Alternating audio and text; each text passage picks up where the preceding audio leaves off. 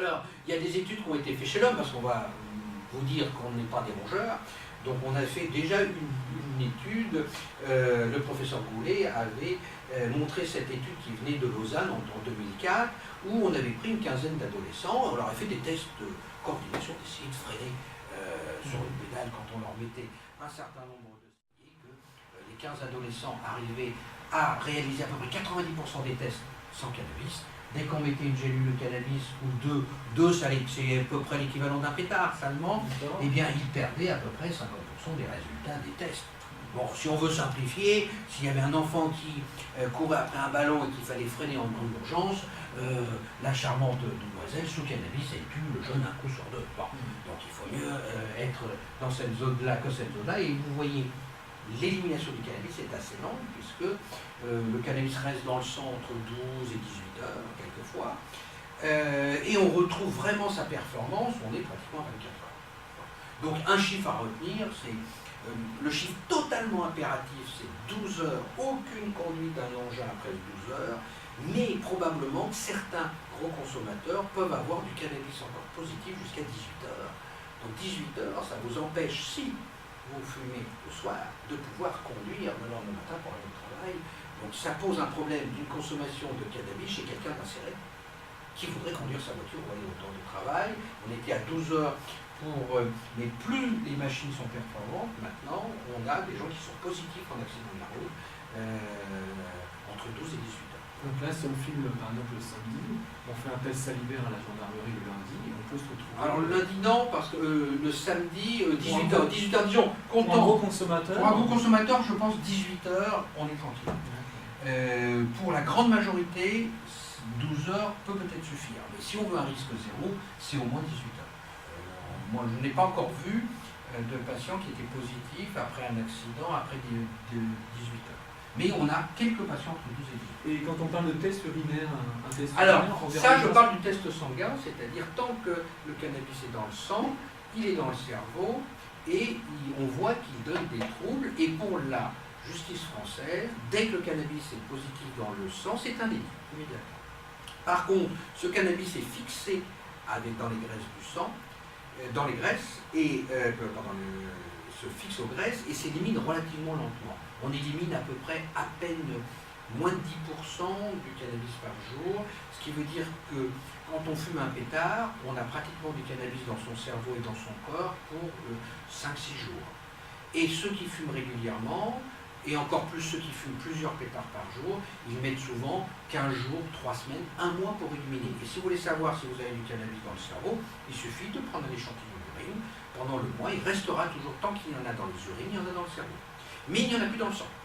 Le sang, c'est à peu près, je vous ai dit, 12 à 18 heures. Donc si on a un enfant qui consomme du cannabis, si un enfant consomme du cannabis, on lui fait un test d'urine, vous êtes certain dans le mois qu'il a, dans les 15 jours, si c'est un fumeur régulier, il sera positif pour au moins 15 ou 18 jours.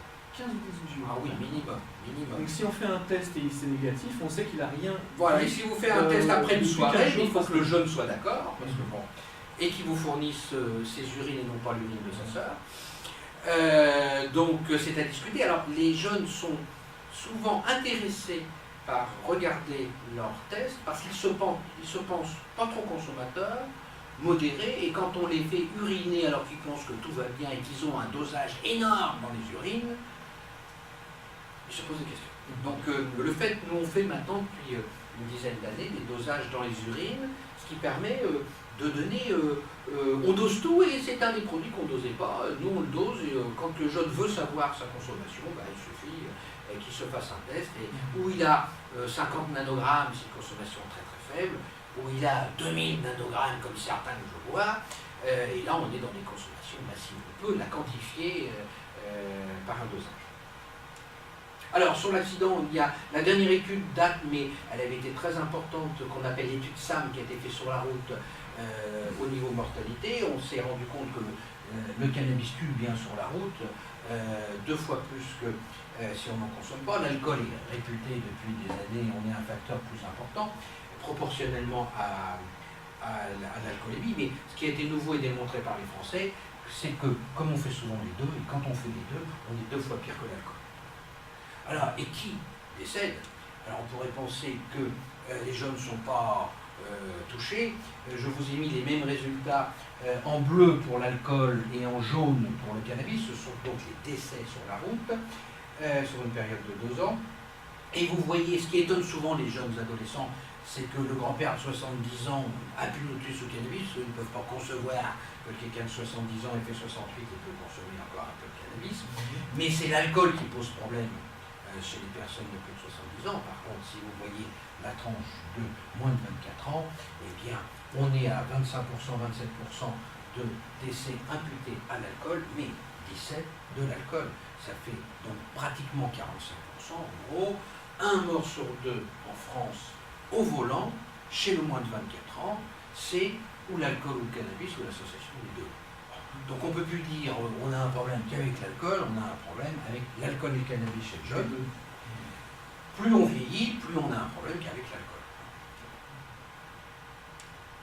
Alors, dernier diapositive qui m'a été fourni par le professeur Constantin, dans son laboratoire, il a fait tout un tas de tests chez les rongeurs pour vérifier si le cerveau fonctionnait, dont les troubles de vigilance et la cognition, c'est-à-dire les problèmes de mémoire. C'était plus facile sur un rongeur quand même que sur un enfant.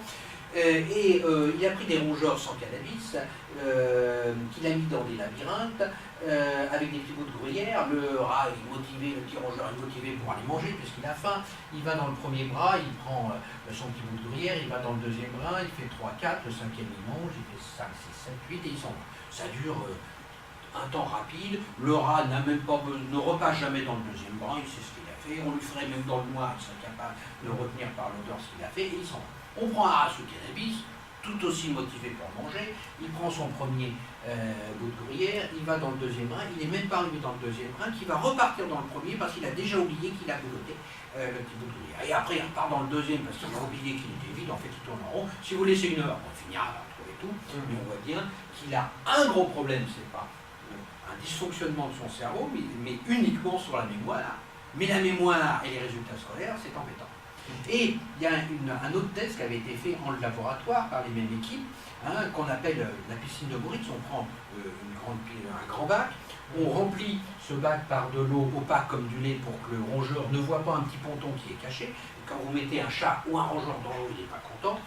Le rongeur va chercher à s'en sortir, il ne peut pas remonter puisque le rebord a été bloqué. Et à un moment, par hasard, il trouve le ponton.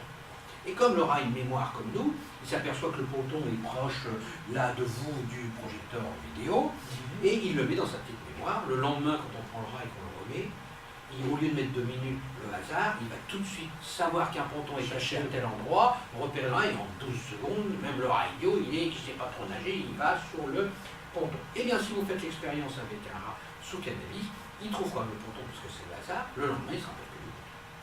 Sauf si vous lui avez appris avant.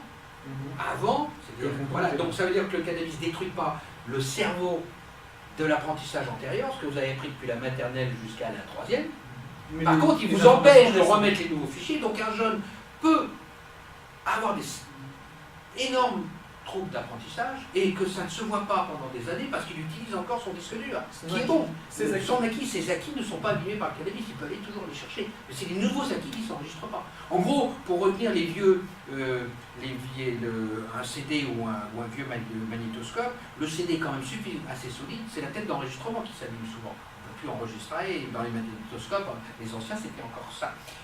Donc ce qui est le plus fragile, c'est pour enregistrer avant de détruire le cerveau. On a vu que l'alcool détruisait le cerveau, mais le cannabis, lui, on a dit, il est moins neurotoxique, mais il est psychotoxique. Ça veut dire que le cerveau n'est pas détruit, mais ne fonctionne pas.